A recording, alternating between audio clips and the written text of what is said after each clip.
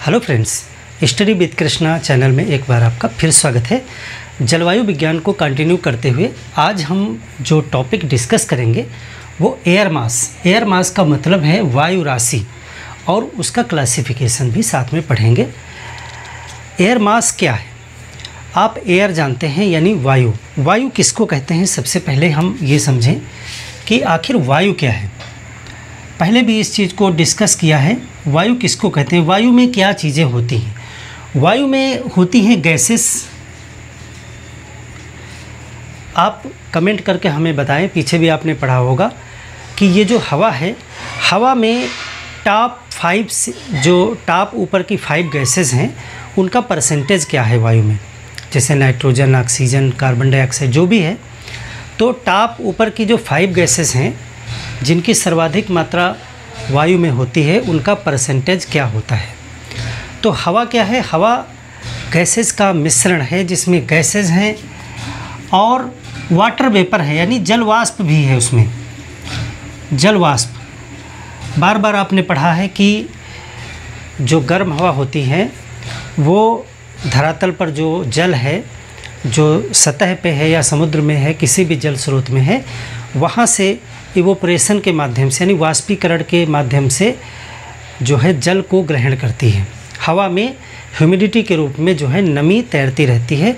तो उस हवा में गैसेस भी हैं, वाटर वेपर भी है यानी जल वाष्प भी है, और इसके साथ साथ तमाम कारणों से आंधी, तूफान, पोल्यूशन, फैक्ट्रियों से निकलने वाला धुआं इत्यादि, इन सब कारणों से हवा में एक चीज़ और है, वो है धुआं, धूल कण और पेड़ जो फूलों के पराग कण होते हैं, ये सब। यानी आप इसको कह सकते हैं कि धूल कण इत्यादि। तो गैसेस हैं, जलवाष्प है और इसके साथ क्या है? धूल कण हैं आदि। धूल कण में धुआं, पराग कण, काफ़ी चीज़ें हो सकती हैं। और ये वर्षण जब आप पढ़ रहे थे, प्रेसिपिटेशन यानी वर्षा होने के लिए, ये जो है धूल कण काफ़ी महत्वपूर्ण भूमिका निभाते हैं जल की बूंदें बनने के लिए। तो ये तो है वायु। वायु तो आप समझ गए क्या चीज़ है। वायु विभिन्न गैसों का मिश्रण है जिसमें जलवाष्प भी है और धूल धुएं के कण भी हैं। अब ये वायु राशि क्या है? वायु राशि क्या है? Air mass. वायु राशि, एयर मास। देखिए, एयर मास जो है हवा का एक समूह है। एक बड़े एरिया के ऊपर जो हवा है उसका वो समूह है। जैसे कि एक इस तरीके से कोई एरिया है और इसमें ये हवा है, तो एयर मास किस हवा को कहेंगे? हवा तो पूरी पृथ्वी पर है, तो क्या पूरी पृथ्वी पर एक एयर मास है? नहीं। एयर मास का मतलब है कि हवा का एक ऐसा बड़ा समूह, यानी बहुत छोटा भी नहीं होना चाहिए, एक ऐसा बड़ा समूह जिसमें क्षैतिज रूप से हॉरिजेंटली उसकी भौतिक दशाएं समान होती हैं। भौतिक दशाओं का मतलब है उसका तापमान, वायु दाब और उसमें जो आर्द्रता है यानी ह्यूमिडिटी है, जलवाष्प की मात्रा है, वो समान होती है। और ख़ास बात यहाँ पर है कि क्षैतिज रूप से शब्द पर आपको ध्यान देना होगा। सबसे पहले हम इसको लिखते हैं, फिर हम समझेंगे एयर मास क्या है। इसको आप लिखेंगे कि वायु का ऐसा समूह, यानी कि एक बड़े क्षेत्र पर उपस्थित वायु का एक ऐसा बंडल, पैकेट, वायु का ऐसा समूह जिसमें क्षैतिज रूप से, ये शब्द आप भूलिएगा नहीं, हॉरिजेंटली, इसको मैं अंडरलाइन कर रहा हूँ क्योंकि ये इम्पॉर्टेंट है। अगर ये शब्द आपने छोड़ दिया तो सारा कॉन्सेप्ट ही बिगड़ जाएगा, क्योंकि फिर जो आप बताने जा रहे हो वो पॉसिबल नहीं है। वायु का ऐसा समूह जिसमें क्षैतिज रूप से उसकी भौतिक दशाएं, फिजिकल फीचर्स जिनको बोलते हैं, भौतिक दशाएं समान होती हैं, समान होती हैं। जैसे भौतिक दशाओं का मतलब है जैसे तापमान, टेम्परेचर, वायुदाब यानी एयर प्रेशर, और आर्द्रता यानी ह्यूमिडिटी, ये भौतिक गुण जो हैं वो समान होंगे। यानी कि अगर ये एक वायु राशि है तो इसमें एक कोई हाइट ले लीजिए, मान लिया इस हाइट पे हम बात कर रहे हैं, तो अगर 20 डिग्री सेंटीग्रेड तापमान यहाँ पर है तो 20 डिग्री आपका यहाँ पर भी होगा, 20 डिग्री यहाँ पर ही होगा। और जैसे ही ये 30 डिग्री मिल जाएगा वहीं से वो वायु राशि ख़त्म हो जाएगी, अगली वायु राशि शुरू हो जाएगी। यानी कि जहाँ तक, जिस एरिया तक क्षैतिज रूप से समान टेम्परेचर मिलता चला जाएगा, समान वायु दाब मिलता चला जाएगा और आर्द्रता की मात्रा भी, रिलेटिव ह्यूमिडिटी भी समान मिलती चली जाएगी, वहाँ तक वायु राशि एक ही होगी। यानी एक प्रकार की हवा का जो समूह है वही क्या है, वायु राशि है। लेकिन यहाँ पर जो महत्वपूर्ण शब्द हमने बताया था वो क्षैतिज रूप से है, यानी कि इसको आप वर्टिकली नहीं मेजर करेंगे। अगर आप नीचे से ऊपर की तरफ मेजर करने लगेंगे तो पृथ्वी पर कहीं भी आपको कोई वायु राशि नहीं मिलेगी, क्योंकि आप भूगोल में लगातार पढ़ते आए हैं कि जब हम नीचे से ऊपर की तरफ बढ़ेंगे तो तापमान में कमी आएगी। तो फिर कोई भी वायु राशि ऐसी आपको नहीं मिलेगी जिसमें आप निरंतर ऊपर बढ़ते जाएंगे और टेम्परेचर एक जैसा मिले, ऐसा नहीं होगा। अगर यहाँ 20 है तो जब आप ऊपर जाओगे तो कम हो जाएगा, 10 मिलेगा, 5 मिलेगा, फिर ठंडा और होता चला जाएगा। तो जब टेम्परेचर कम होता चला जाएगा वर्टिकली यानी ऊपर जाने पर, तो क्या आर्द्रता एक जैसी रहेगी? नहीं, रिलेटिव ह्यूमिडिटी भी जैसे जैसे आप ऊपर बढ़ोगे वायु ठंडी होती जाएगी, और जैसे जैसे हवा ठंडी होती जाती है रिलेटिव ह्यूमिडिटी यानी सापेक्षिक आर्द्रता बढ़ती जाती है। इसको आप पिछले चैप्टर में सीखे थे। तो फिर तो ये कन्फ्यूज़न हो गया कि फिर कैसे वायु राशि मिलेगी जिसमें एक जैसा तापमान, एक जैसी आर्द्रता, एक जैसा एयर प्रेशर हो। तो बिल्कुल मिलेगी, क्योंकि यहाँ पर हम बात कर रहे हैं सिर्फ क्षैतिज रूप से। यानी कि अगर हमने इतनी हाइट पे चेक करना शुरू किया, मान लेते हैं 2 किलोमीटर की ऊंचाई पर, तो 2 किलोमीटर की ऊंचाई पर जब हम क्षैतिज रूप से देखते हुए चलेंगे तो आपको बराबर एक जैसा टेम्परेचर मिलेगा। अगर आप 1 किलोमीटर की ऊंचाई पर चेक करते चलेंगे तो आपको 25 मिलता चला जाएगा, 25 डिग्री सेंटीग्रेड, 25। और ऊपर जा कर के चेक करेंगे तो आपको 10 डिग्री सेंटीग्रेड मिलता चला जाएगा, 10 डिग्री। लेकिन जिस भी ऊंचाई पर आप मेजर करेंगे, क्षैतिज रूप से आगे बढ़ेंगे तो आपको एक जैसा ही टेम्परेचर मिलेगा। यानी 20, 20, 20, 20। ऐसा नहीं होगा कि यहाँ 20 है, यहाँ 25 है, यहाँ 30 है, तो वो एक वायु राशि नहीं कही जाएगी।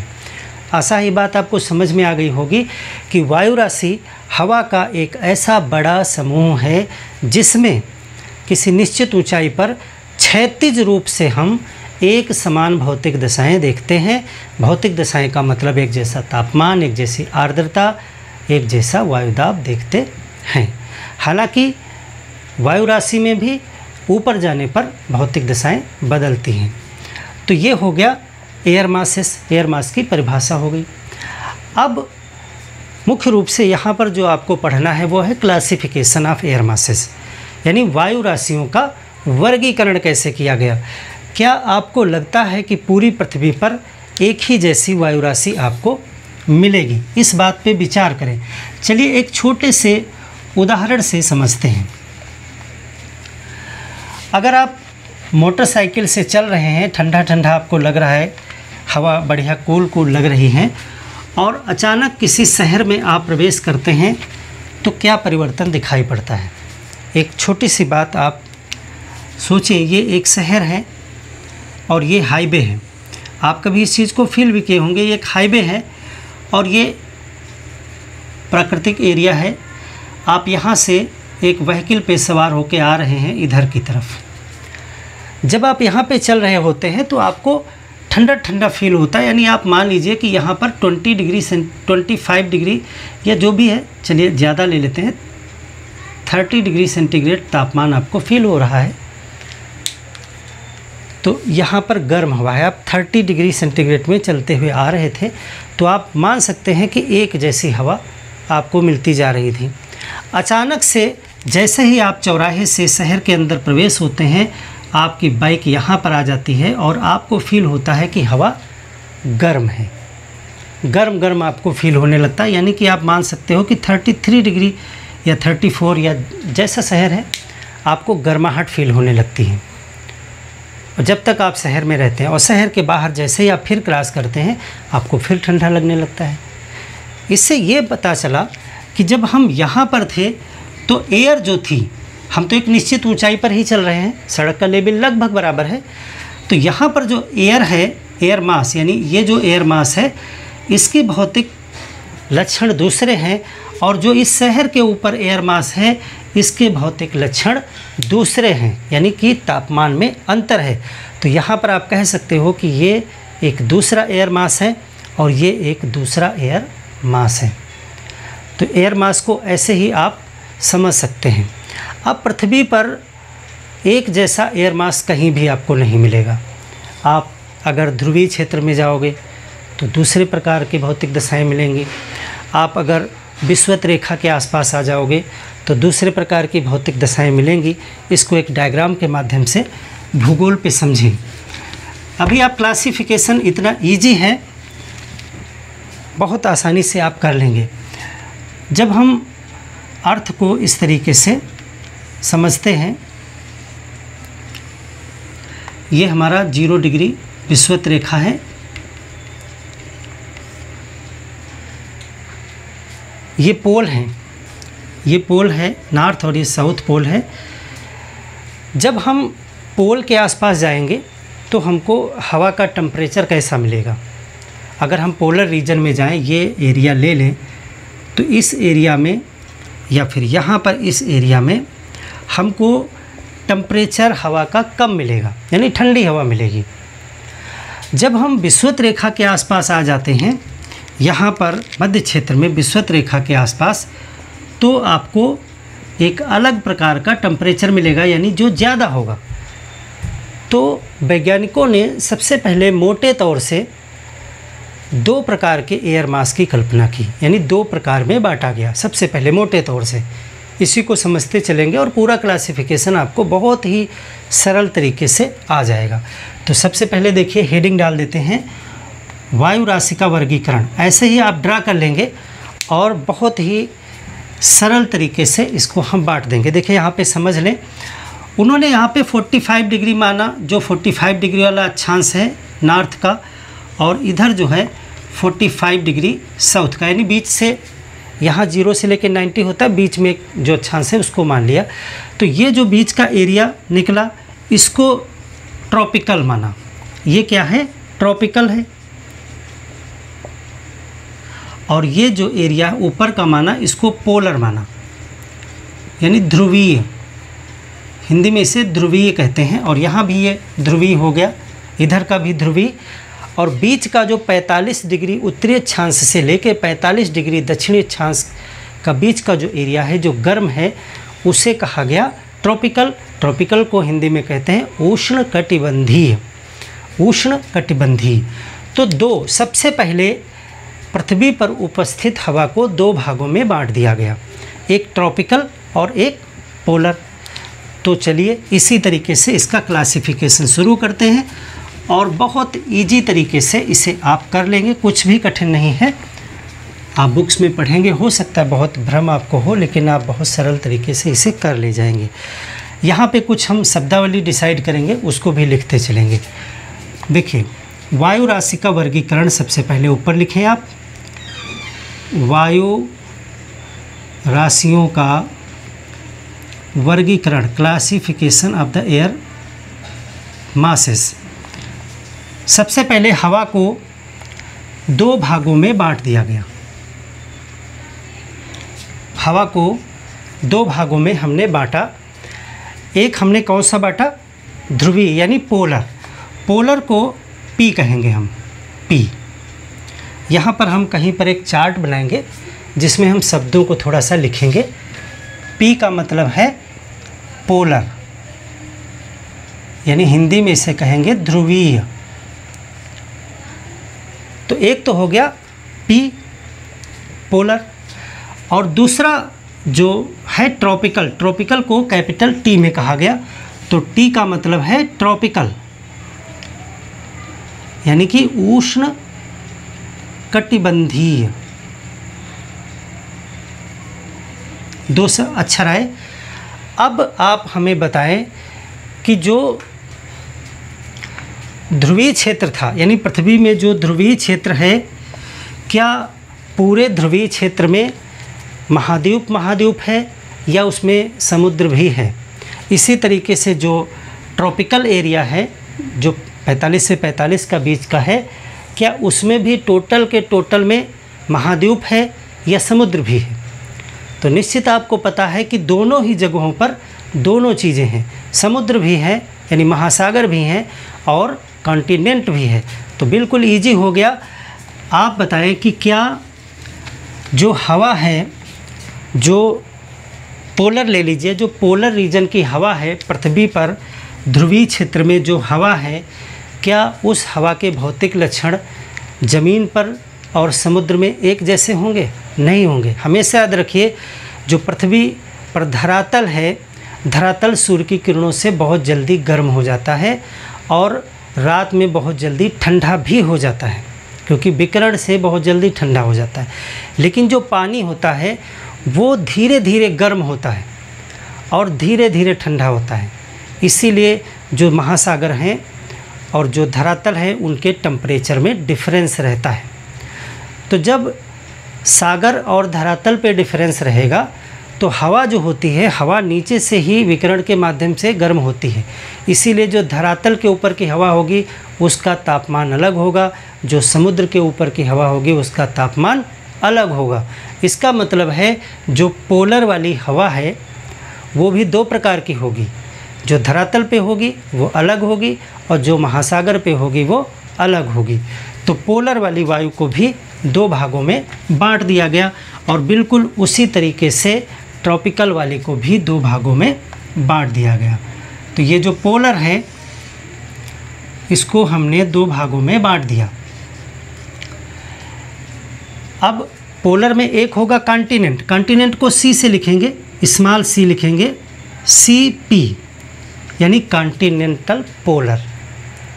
और जो समुद्र है, समुद्री महासागरी, उसको लिखेंगे M यानी मैरीटाइम, और P उसी तरीके से लिखेंगे पोलर।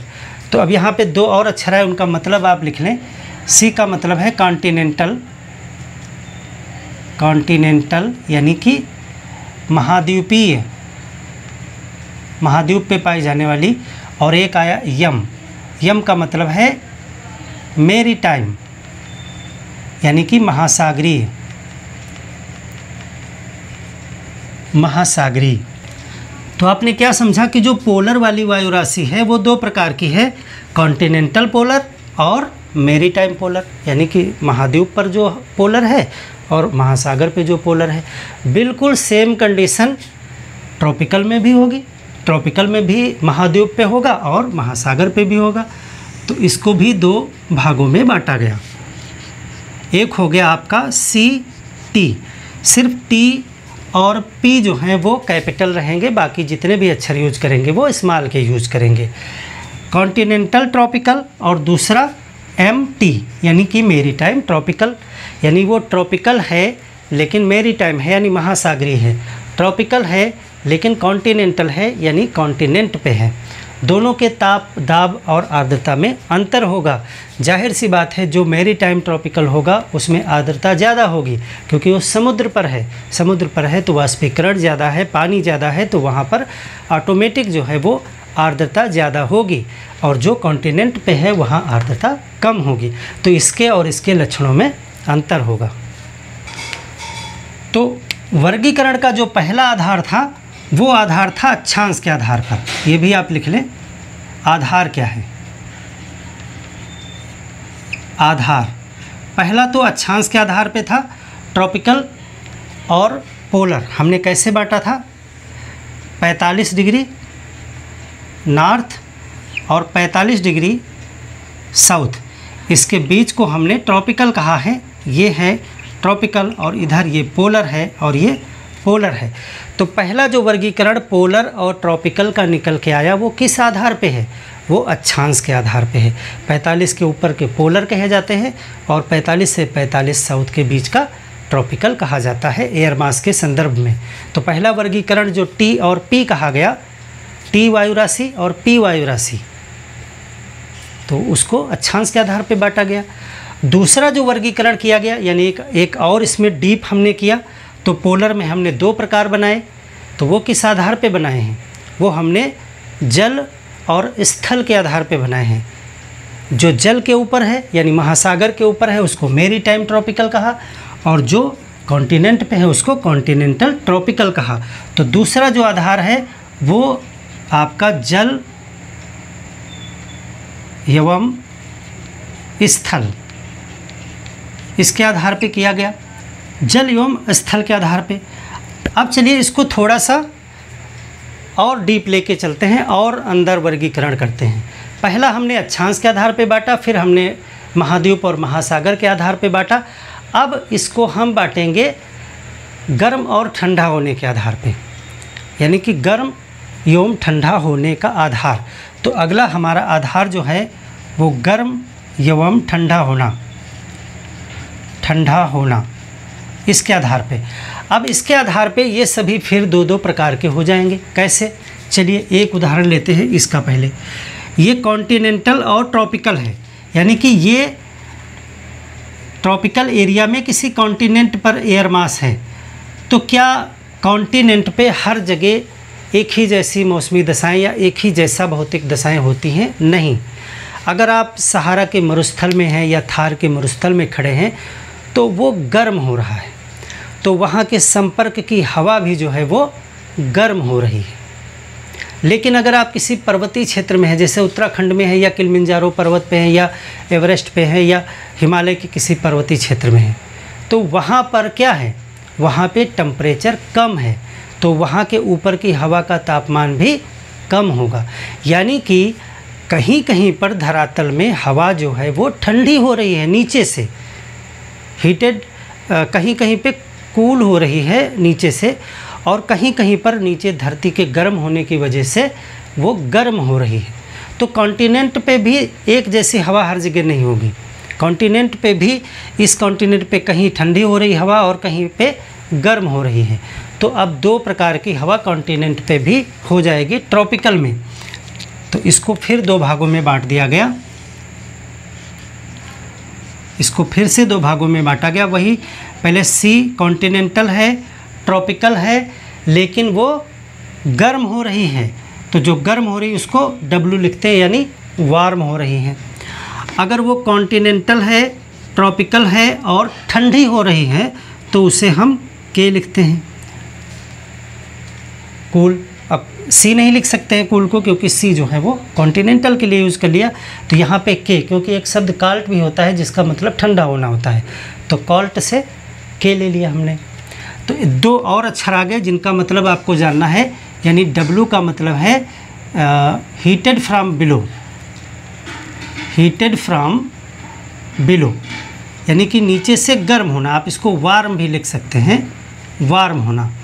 और के का मतलब है कोल्ड फ्रॉम बिलो, नीचे से ठंडा होना। इसको जो है काल्ट लिखा जाता है, काल्ट। तो ये के 2 और अक्षर आ गए, यानी कि कॉन्टिनेंटल की जो एयर मास है वो 2 प्रकार की होगी। कॉन्टिनेंटल तो होगी, ट्रॉपिकल होगी लेकिन वार्म होगी, और कॉन्टिनेंटल, ट्रॉपिकल और काल्ट होगी, यानी ठंडी होगी। इसी तरीके से मेरीटाइम में भी 2 प्रकार के हो जाएंगे, यानी कि जो महासागर है उसमें भी हवा 2 प्रकार की हो जाएगी, यानी 2 प्रकार के एयर मास हो जाएंगे। एक मेरीटाइम ट्रॉपिकल वार्म और दूसरा मेरीटाइम ट्रॉपिकल काल्ट। इसी तरीके से जो पोल है उसमें भी सेम कंडीशंस अप्लाई होंगी। पोलर में भी कहीं हवा गर्म और कहीं ठंडी होगी, तो यहाँ पर भी इसके 2-2 प्रकार हो जाएंगे। ये क्या हो जाएंगे? Continental polar warm, continental polar ठंडी यानी काल्ट। और ये मेरीटाइम में भी 2 प्रकार हो जाएंगे, maritime polar warm, maritime polar cold. अब इसमें से कोई भी एक एयर मास अगर उठाएं आप, तो उसमें और माइक्रो लेवल पे जा कर के और नीचे वर्गीकरण आप करेंगे। जैसे कि ये वर्गीकरण हमने किया गर्म और ठंडा होने के आधार पे। अब स्थायी और अस्थायी यानी स्टेबल और अनस्टेबल दो कंडीशन हो सकती हैं, यानी कि कहीं की हवा स्टेबल हो सकती है और कहीं की हवा अनस्टेबल यानी अस्थिर हो सकती है। तो ये इन सभी पे लागू होगा। हर जगह पे हवा कहीं पे स्टेबल हो सकती है और कहीं पे अनस्टेबल हो सकती है। तो इसको फिर दो दो भागों में बांट दिया गया, यानी कि कोई भी एयर है कॉन्टिनेंटल, ट्रॉपिकल, वार्म है, तो ये दो प्रकार की हो सकती है हवा। एक हो सकती है कॉन्टिनेंटल, ट्रॉपिकल, वार्म, स्टेबल, और दूसरी हो सकती है कॉन्टिनेंटल, ट्रॉपिकल, वार्म, अनस्टेबल। दो और अक्षर आए एस और डब्लू। तो यहाँ पे एस का मतलब है स्टेबल यानी कि स्थिर, और यू का मतलब है अनस्टेबल यानी अस्थिर। बस इतने अक्षर आपको ध्यान में रखने हैं। अब इसको भी आप दो भागों में बांट देंगे इसी तरीके से। ये हो गया सी टी के स्टेबल और सी टी के यू यानी अनस्टेबल। इसी तरीके से ये भी दो प्रकार की हो जाएगी। ये हो गया मेरी टाइम, ट्रॉपिकल, वार्म, स्टेबल, मेरी टाइम, ट्रॉपिकल, वार्म, अनस्टेबल। और ये इसमें भी दो टाइप हो जाएंगे। एक हो गया मेरी टाइम, ट्रॉपिकल, कॉल्ड, स्टेबल, मेरी टाइम, ट्रॉपिकल, कॉल्ड, अनस्टेबल। और फिर इसी तरीके से यहाँ भी दो प्रकार हो जाएंगे। ये हो गया continental, polar, warm, stable, continental, polar, warm, unstable. और इसमें भी दो प्रकार हो जाएंगे। सब जगह पे वही हो जाएगा continental, polar, called, stable, continental, polar, called, unstable. यहाँ भी दो प्रकार इसमें भी हो जाएंगे मेरी टाइम, पोलर, वार्म, स्टेबल, मेरी टाइम, पोलर, वार्म, अनस्टेबल। इसके भी दो प्रकार हो जाएंगे मेरी टाइम, पोलर, कॉल्ड, स्टेबल, मेरी टाइम, पोलर, कॉल्ड, अनस्टेबल। यानी कि टोटल अब और अगर नीचे आप इसका वर्गीकरण करेंगे तो और भी मैक्रो लेवल पे जा सकते हैं। धीरे धीरे आप वर्गीकरण करते करते अपने घर पहुंच सकते हैं और फिर आप कह सकते हैं कि बेडरूम का एयर मास कैसा है, डाइनिंग रूम का एयर मास कैसा है, किचन का एयर मास कैसा है, बालकनी का एयर मास कैसा है। फिर आप इसको और मैक्रो लेवल पे ले जा सकते हैं। लेकिन भूगोल के दृष्टिकोण में इतना वर्गीकरण सफिशिएंट है यहाँ तक। और फिर इससे छोटे स्तर पे अगर आप फील करना चाहें एयर मास कैसे बदलती है, तो आप अपने घर में फील कर सकते हैं। आप अपने घर के अलग अलग कमरों का टेम्परेचर और भौतिक दशाएं आप देखेंगे हवा की अलग अलग होती हैं। तो बिल्कुल इसी प्रकार से पृथ्वी पर आप ये मान के चलें कि ये बड़े बड़े कमरे हैं जिनका अलग अलग प्रकार का भौतिक लक्षण है। तो इसको अगर एक बार फिर से हम सरलता से समझें तो हमने समझा वायु राशि क्या है। वायु राशि वायु का एक समूह है जिसकी क्षैतिज रूप से भौतिक दशाएं समान होती हैं, तापमान, वायुदाब और आर्द्रता इत्यादि। अब इसको जब बंटवारा किया गया कि कितने प्रकार की वायु राशियाँ हो सकती हैं, तो टोटल इतना बंटवारा आप कर सकते हैं। पहला बंटवारा जो किया गया वर्गीकरण वो किया गया अक्षांश के आधार पे। तो दो भागों में बट के निकल के आया ट्रॉपिकल और पोलर। फिर ट्रॉपिकल को दो भागों में बांटा गया क्योंकि ट्रॉपिकल एरिया में समुद्र भी है और कॉन्टिनेंट भी हैं, तो इनकी वजह से वायु राशि का जो भौतिक गुण है वो बदल जाएगा। भाई कॉन्टिनेंट पे गर्म होगा, मेरी टाइम पे अलग टेम्परेचर होगा, मेरी टाइम पे अलग आर्द्रता भी होगी। तो यहाँ पे कॉन्टिनेंटल ट्रॉपिकल कह दिया गया, मेरी टाइम ट्रॉपिकल कह दिया गया। इसी तरीके से पोलर में भी दो दो प्रकार हो गए। इसके बाद जो निकल के आया उसमें हमने अगला वर्गीकरण लगाया। ये तो जल और स्थल के आधार पे लगा दिया। फिर हमने गर्म एवं ठंडा होने के आधार पे इसको गर्म और ठंडा, गर्म ठंडा, गर्म ठंडा करके वर्गीकरण कर दिया। सब में गर्म और ठंडे दो प्रकार कर दिए। फिर एक लक्षण हो सकता है स्थिर और अस्थिर, अनिस्थिर कह सकते हैं। तो अगला जो वर्गीकरण यहाँ पे किया है वो स्थिर एवं अस्थिर के आधार पे हमने किया, ये आधार ले रहे हैं यहाँ पे वर्गीकरण का, तो हमने फिर इसमें दो दो प्रकार सभी के बांट दिए। आप टोटल यहाँ पर आप देख सकते हैं कि 2, 4, 6, 8, 10, 12, 14 और 16, टोटल 16 प्रकार की एयर मासेज यहाँ पर निकल करके आई हैं। लिखने के तरीके में जो हमने शब्दावली वहाँ पे लिखी है, हिंदी में उसका मतलब भी लिखा है, इसको गर्म और ठंडा लिख लीजिएगा। तो यहाँ पे लिखने के तरीके में आप देख रहे हैं, सिर्फ हमने जो पहला वर्गीकरण किया था उसके अक्षर बड़े लिखे जाएंगे और बाकी सभी अक्षर जो हैं वो छोटे लिखे जाएंगे। यानी कि अगर आपको बताना है कि कॉन्टिनेंटल, पोलर, वार्म, स्टेबल, तो इस तरीके से लिखेंगे। अगर आपको लिखना है मेरी टाइम, ट्रॉपिकल, वार्म, स्टेबल, तो इस तरीके से लिखेंगे, यानी टी बड़ा रखेंगे, बाकी सब छोटा लिखेंगे। तो जब इसमें से आपको डिटेल में कुछ के लक्षण बताने हो तो आप लोकेशन बताएं, उसके तापमान को बताएं, वायुदाब को बताएं, उसकी स्थिरता और अनिस्थिरता पे बात करें डिटेल में। अब ये जो वायु राशियाँ होती हैं, इन वायु राशियों की वजह से आप देखते हो फ्रंट बनते हैं और चक्रवात भी बनते हैं। जब पीछे हम पढ़ रहे थे तो हमने आपको बताया था वायु राशियाँ, जैसे कि अगर हम देखें कि दिन के समय जो समुद्र और धरातल का जो मिलन स्थल होता है, यानी कि कॉन्टिनेंट और महासागर, उस पे अलग अलग वायु राशियाँ होती हैं और उसकी वजह से, तापमान की कमी की वजह से जो है वो पवनें चलती हैं। दिन के समय धरातल का तापमान कुछ और होता है और सागर का तापमान कुछ और होता है। इसकी वजह से प्रेशर ग्रेडियंट बनता है, यानी दाब में अंतर होता है। तो जब दाब में अंतर होगा तो पवन का प्रवाह होगा।